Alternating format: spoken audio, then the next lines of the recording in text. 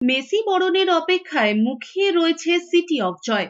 এই নিয়ে দ্বিতীয়বার কলকাতায় আসছেন ফুটবলের রাজপুত্র। শুক্রবার রাত 1টার পরে কলকাতা এয়ারপোর্টে নামবেন লিওনেল মেসির বিমান। এরপর সেখান থেকে সোজা বাইপাস লাগোয়া হোটেলে উঠবেন তিনি। শনিবার সকালে হোটেলে মিট অ্যান্ড গ্রিট সেশন রয়েছে, সেখানে স্পন্সরদের সঙ্গে মিটিং রয়েছে তার। সেই অনুষ্ঠানের পর ভার্চুয়ালি শ্রীভূমিতে 70 ফুট উঁচু মেসির মূর্তির উন্মোচন। শ্রীভূমি স্পোর্টিং ক্লাবের দাবি এটাই বিশ্বের মেসির বৃহত্তম মূর্তি। এরপর হোটেল থেকে যাবেন যুব ভারতী স্টেডিয়ামে, সেখানে গোট কনসার্টে যোগ দেবেন ফুটবলের জাদুকর। মেসির সঙ্গে মঞ্চ শেয়ার করবেন শাহরুখ খান। যুব ভারতী স্টেডিয়ামে মেসির সঙ্গে মঞ্চে যোগ দেবেন মুখ্যমন্ত্রী মমতা বন্দ্যোপাধ্যায় এবং সৌরভ গঙ্গোপাধ্যায়। সেখানে মোহনবাগান মেসি অল স্টার বনাম diamond Harbour Messi all star ম্যাচের পর খুদে ফুটবলারদের সঙ্গে মিলিত হবেন। এরপর LM10 কে বিশেষ সম্মান দেওয়া হবে। হুটখোলা গাড়িতে মাঠ প্রদক্ষিণ করার কথা থাকলেও ব্যালন ডিওর বিশ্বকাপ জয়ী